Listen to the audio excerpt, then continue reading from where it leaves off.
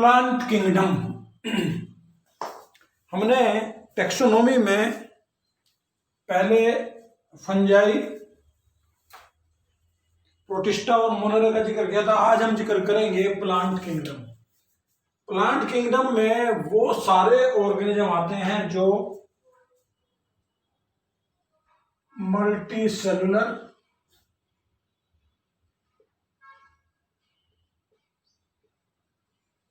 Eukaryotic,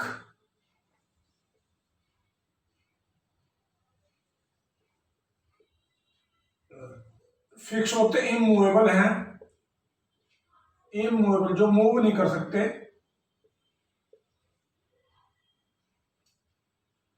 phototropic,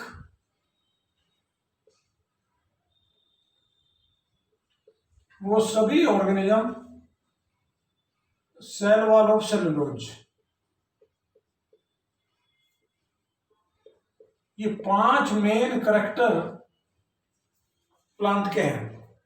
plant kingdom में वो organism रखे गए हैं जो मल्टी सेलुलर हैं, ज्यादातर ग्रीन कलर के हैं, फोटोट्रोपिक अपना भोजन अपने आप बनाते हैं, फिक्स है, मूव नहीं कर सकते।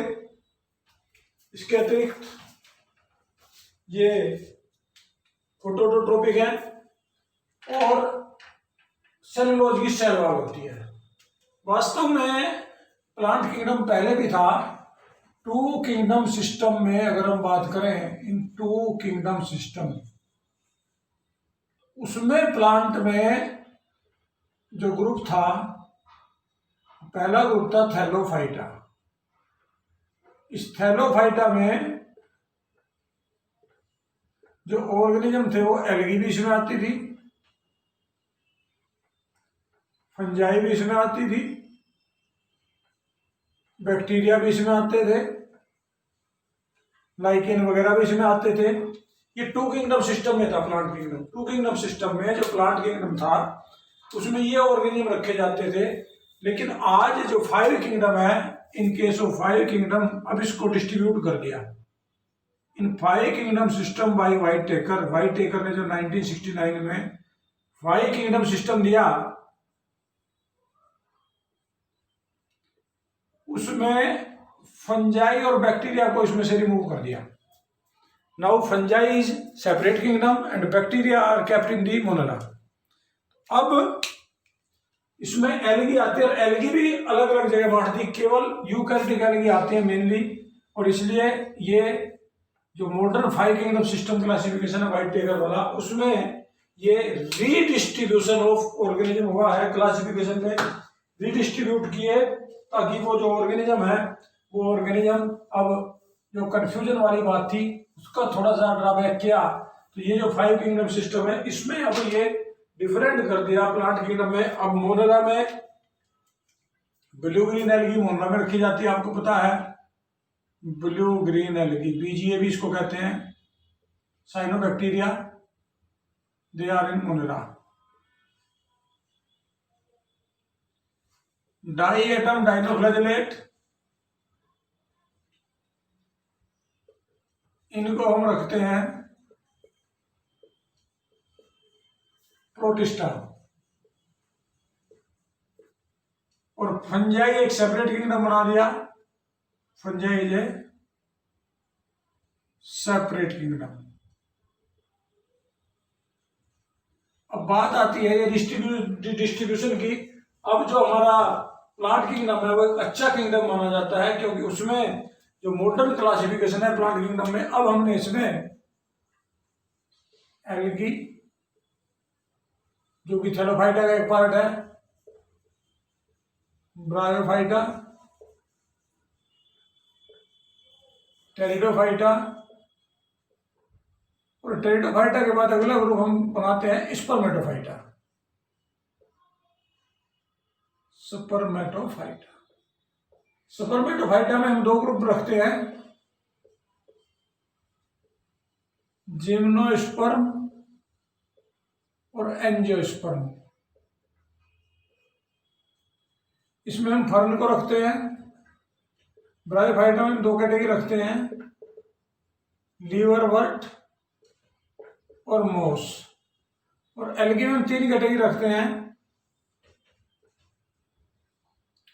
क्लोरोफाइटा, थियोफाइटा और तीसरा है रोडोफाइटा। ये मॉडर्न क्लासिफिकेशन है। यहाँ एंजियोस्पर्म में 2 कैटेगरी रखते हैं, एक मोनोकोट और दूसरा डाइकोट। मोनोकोट को मोनोकोटिलीडन भी कहते हैं, डाइकोट को डाइकोटिलीडन भी कहते हैं। तो ये हमारा आउटलाइन क्लासिफिकेशन है प्लांट किंगडम का। इन सब का वर्णन हम करेंगे प्लांट किंगडम में, लेकिन इसके वर्णन से पहले हम क्लासिफिकेशन की बेसिक चीजें पढ़ लें। क्लासिफिकेशन को हम कई तरह से करते हैं। जो पहला क्लासिफिकेशन था वो था आर्टिफिशियल सिस्टम। अभी हम पढ़ेंगे artificial system of classification. Artificial system of classification.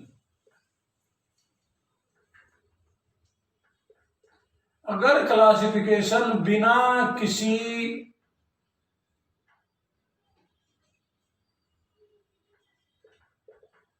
Similarity के, बहुत ज्यादा बिना स्टडी के, केवल एक्सटर्नल फीचर के, केवल करेक्टर्स के हमने morphology, colour, shape, external feature, इसके बेस पे क्लासिफिकेशन कर दिया, जिसमें हमने उनकी बहुत ज्यादा डिटेल में स्टडी नहीं की।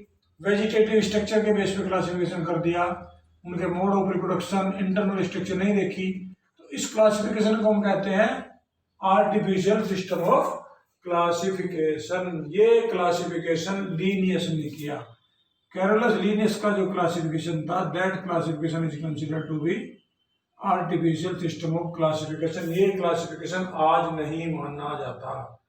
इसमें every character is considered important. जितने करेक्टर है सारे करेक्टर को इक्वल वेटेज देते हैं। जो भी करेक्टर है, एवरी करेक्टर ऑफ ऑर्गेनिज्म, चाहे वो अडेप्टेशन हो, चाहे वो कलर हो, चाहे वो साइज हो, चाहे वो शेप हो, सबको हम बराबर वेटेज देते हैं। Every character of organism equal weightage, her character को इक्वल वेटेज देते हैं, उसको बराबर इंपॉर्टेंस देते हैं। इससे जो क्लासिफिकेशन होता है उस क्लासिफिकेशन को हम कहते हैं आर्टिफिशियल सिस्टम ऑफ क्लासिफिकेशन। लेकिन ये क्लासिफिकेशन आज नहीं माना जाता। इसके बाद फिर हम नेचुरल सिस्टम ऑफ क्लासिफिकेशन करते हैं। नेचुरल सिस्टम में हम क्या करते हैं, ऑर्गेनिज्म की internal structure,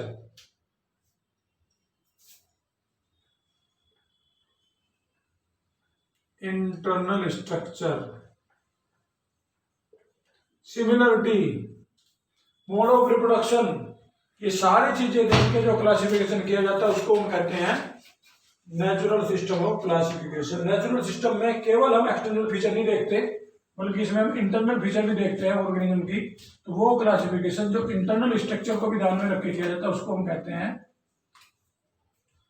natural system of classification. इसमें हम ऑर्गेनिज्म की मॉर्फोलॉजी,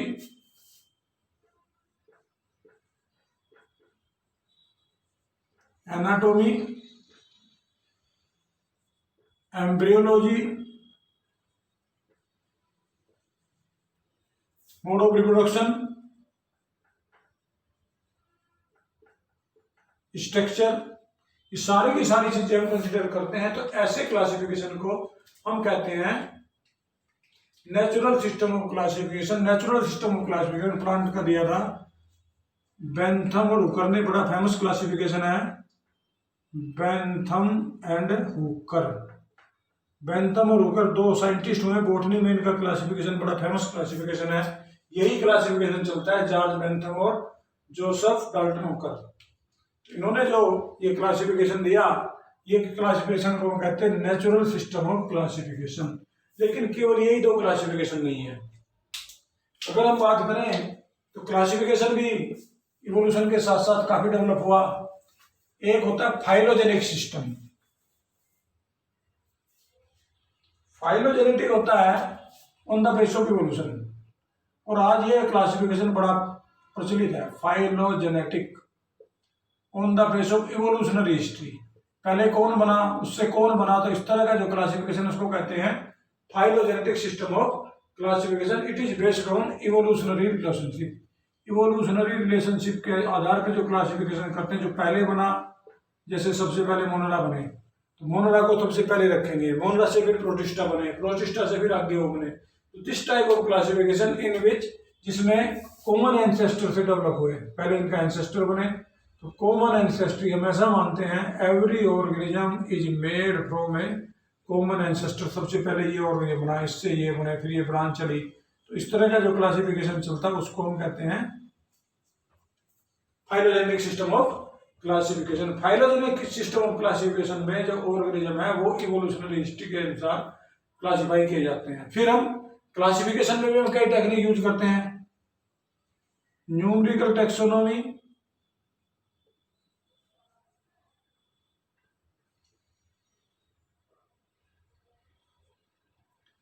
कीमो टेक्सोनोमी,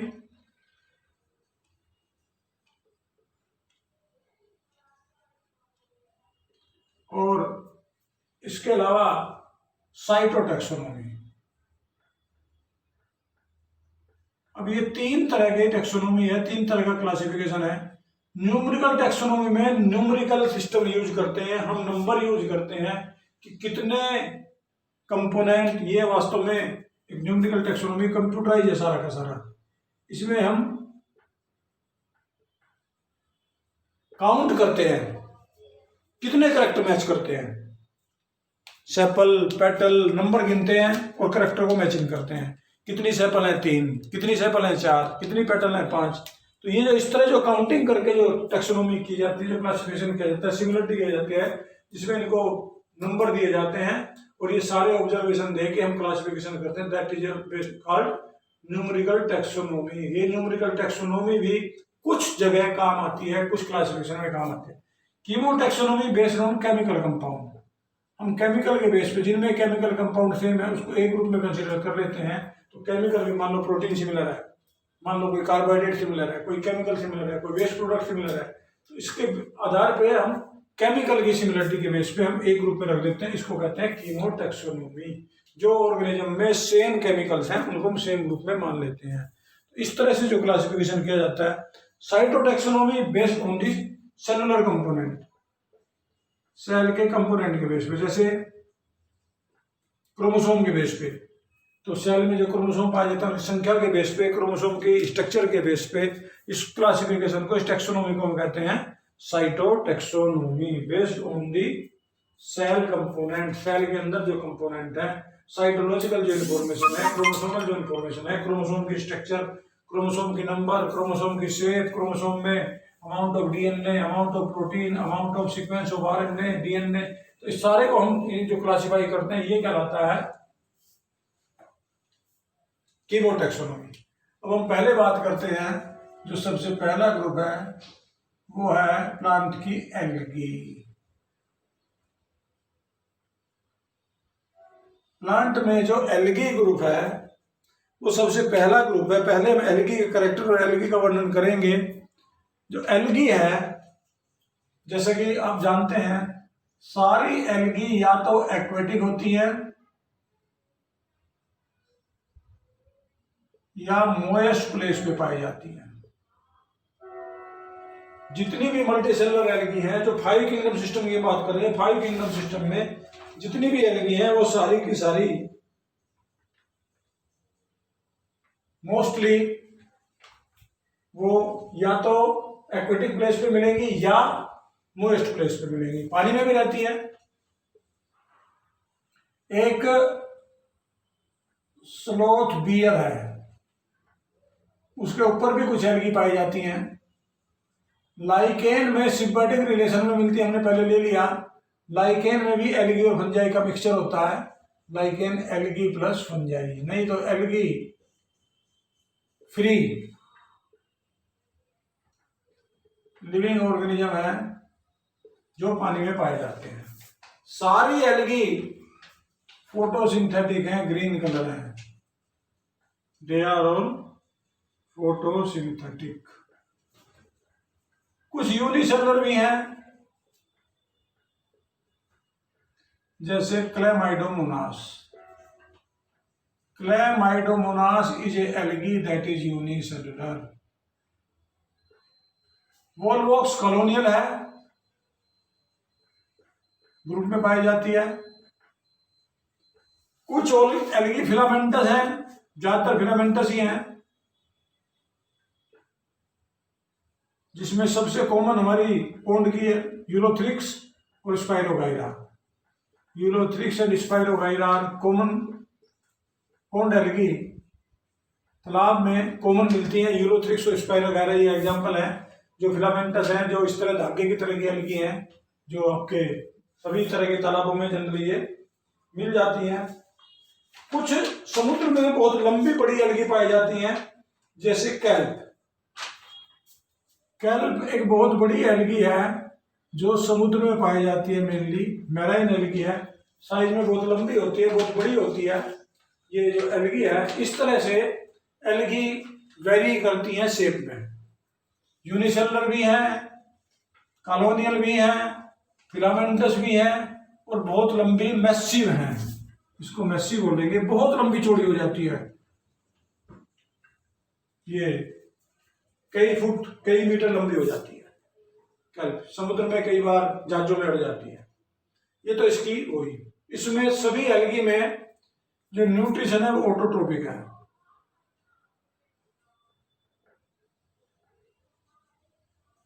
फोटोसिंथेटिक होती हैं सारी, अपना भोजन अपने आप बनाती हैं, ग्रीन कलर की होती हैं, और क्लोरोफिल सब में पाया जाता है, क्लोरोफिल ए। और क्लोरोफिल ए के साथ कुछ में क्लोरोफिल बी, किसी में क्लोरोफिल सी। तो ये इनका क्लोरोफिल का कॉम्बिनेशन है। 3 तरह की एल्गी का हम जिक्र करेंगे, क्लोरोफाइटा, फियोफाइटा, रोडोफाइटा। क्लोरोफाइटा को हम ग्रीन एल्गी कहते हैं, फियोफाइटा को ब्राउन एल्गी कहते हैं, रोडोफाइटा को रेड एल्गी कहते हैं। तीनों में अलग अलग पिगमेंट है, पिगमेंट की वजह से इनके कलर डिफरेंट है। अब हम बात करेंगे इनमें रिप्रोडक्शन।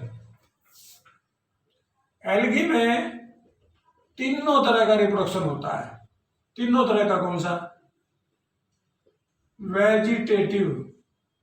वेजिटेटिव में क्या होता है, एल्गी है, फिलामेंट है, टूट जाएगा, इसको कहते हैं फ्रेगमेंटेशन।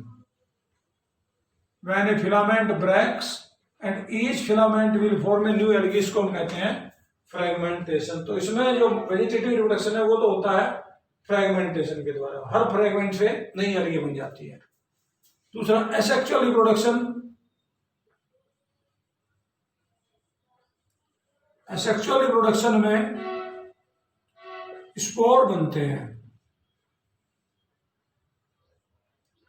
और स्पोर एल्गी में ज्यादातर मूवेबल होते हैं, जिन्हें हम जू स्पोर कहते हैं।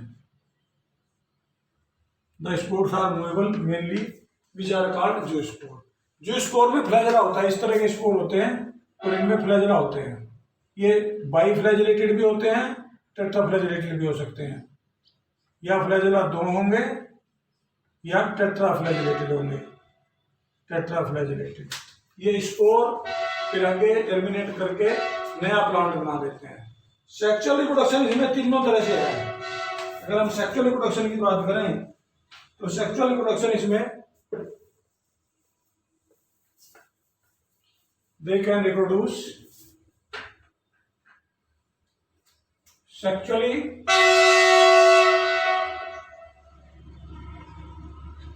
by isogamous, anisogamous and oogamous। ये 3 तरह से सेक्सुअल रिप्रोडक्शन हो सकता है। हम तीनों का जिक्र करेंगे। आइसोगैमस क्या है? आइसोगैमस का मतलब है दोनों गैमेट एक जैसे हैं, कोई फर्क नहीं है मेल और फीमेल में। तो ऐसे रिप्रोडक्शन को हम कहेंगे आइसोगैमस। जैसे कि लेमिनेरिया है, एक एल्गी है लेमिनेरिया। लेमिनेरिया में मेल फीमेल का कोई प्रॉब्लम नहीं है, दोनों गैमेट एक जैसे होते हैं। वो चाहे मेल हो चाहे फीमेल हो, इसमें ये डिफरेंस ही नहीं है। दोनों गैमेट जब एक जैसे होते हैं, इस कंडीशन को हम कहते हैं आइसोगैमस। गैमस। आइसोगैमस में ये जैसे स्पाइरोगाइरा भी है, उसमें भी मेल फीमेल नहीं होते, और इसमें नॉन मोटाइल गैमेट बनते हैं, नॉन मोटाइल, उनमें फ्लैजेला नहीं होते। तो इस तरह का जो रिप्रोडक्शन होता है उसको हम कहते हैं आइसोगैमस। अच्छा, अगर डिसिमिलर हो हैं तो अलग अलग डिसिमिलर, लेकिन एग और स्पर्म नहीं है, शेप में डिफरेंस है, स्ट्रक्चर में डिफरेंस है, ऐसे गैमेट को हम कहते हैं एनाइसोगैमस। क्लैमाइडोमोनास में ऐसे ही बनते हैं, क्लैमाइडोमोनास। दोनों गैमेट अलग अलग तरह के हैं, दोनों मिलते हैं, ये अपोजिट मैटिंग टाइप होते हैं, साइज में डिफरेंस होते हैं, तो इसको हम कहते हैं डिसिमिलर। फिर oogamous में क्या होता है, एक मेल होता है और दूसरा फीमेल होता है। मेल मूवेबल होता है, फीमेल इमूवेबल होता है। मेल मूवेबल और फीमेल फिक्स। तो जब इस तरह के गैमेट बनते हैं, ये आपस में मिलते हैं, तो इसको हम कहते हैं oogamous। फ्यूकस में और वोलवॉक्स में यही होता है, वोलवॉक्स और फ्यूकस, इसमें oogamous कंडीशन है, ऐसे गैमेट को हम कहते हैं oogamous। ये कंडीशन है oogamous। तो ये तो था इसमें रिप्रोडक्शन। जनरली इनमें जो क्लोरोप्लास्ट है उसकी शेप कुछ भी हो सकती है, क्लोरोप्लास्ट इज वेरिएबल शेप, किसी में कैसा होता है, किसी में कैसा होता है। क्लोरोप्लास्ट में रिबन शेप होता है, कप शेप होता है, लीनियर होता है, ये इनकी अलग अलग शेप है।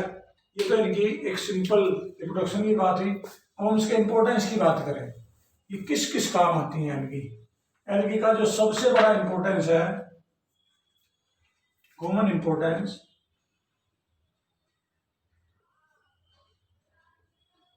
सबसे पहला इंपॉर्टेंस है दे प्रोवाइड ऑक्सीजन।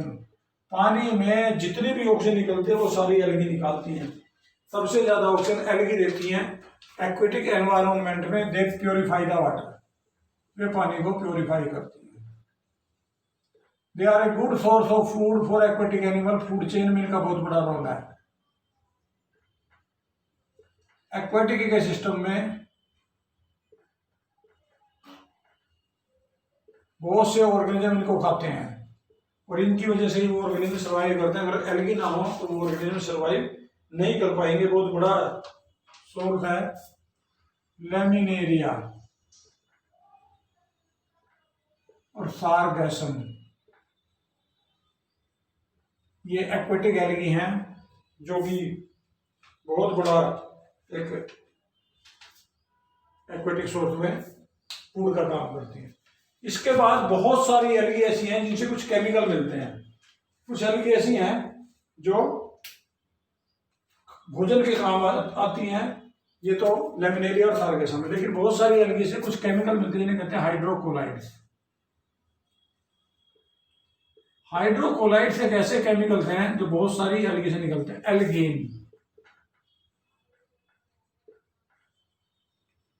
कैरागिनीन, ये केमिकल हैं जो एल्गी से ही मिलते हैं। एल्गी हैं, उन एल्गी से हम ये केमिकल निकालते हैं। ये केमिकल हमारे बहुत सारे काम आते हैं।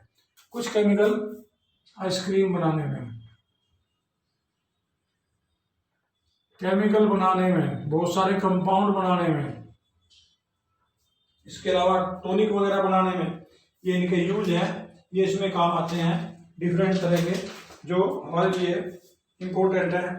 एक अगर एक सब्सटेंस है जो कि हमारे टिश्यू कल्चर में काम आता है, ये जेलिडियम और ग्रेसिलेरिया, ये दो एल्गी हैं जिनसे अगर बनता है। अगर एक बहुत इंपॉर्टेंट पदार्थ है जो हमारे बहुत काम आता है। वास्तव में ये जो माइक्रोब का कल्चर बनाते हैं हम, बैक्टीरिया का कल्चर या प्लांट का कल्चर, माइक्रोब कल्चर में जेली बनाने में भी काम आता है। ये बहुत इंपॉर्टेंट है जिसको हम यूज करते हैं। इसके अलावा क्लोरेला जेंट्रिफिकेशन में भी काम आता है और स्पाइरुलिना प्रोटीन का बहुत बड़ा सोर्स है ये, प्रोटीन का बहुत बड़ा सोर्स है। स्पेस में जाने वाले जो यात्री हैं वो इसको स्पेस फूड के रूप में यूज करते हैं, क्योंकि इनमें कुछ विटामिन भी होते हैं और बहुत ज़्यादा ये इनको अच्छी वो प्रदान करते हैं, न्यूट्रिशन प्रदान करते हैं फूड के लिए। सभी एल्गी में क्लोरोफिल ए जरूर होता है, उसके साथ क्लोरोफिल बी, क्लोरोफिल सी, ये एल्गी का एक अलग अलग वो है। हर एल्गी में क्लोरोफिल ए होगा, इसके साथ दूसरे पिगमेंट है जिसकी वजह से इनका कलर होता है। हम एल्गी को 3 कैटेगरी में बांटते हैं। अगर हम क्लासिफिकेशन की बात करें तो पहला आता है ग्रीन एल्गी, जिनको हम कहते हैं क्लोरोफाइटा। ग्रीन एल्गी है क्लोरोफाइटा। दूसरी आती है ब्राउन एल्गी, जिसको हम कहते हैं फियोफाइटा। और तीसरी है रेड एल्गी, जिसको हम कहते हैं रोडोफाइटा। एल्गी को 3 कैटेगरी में बांटते हैं।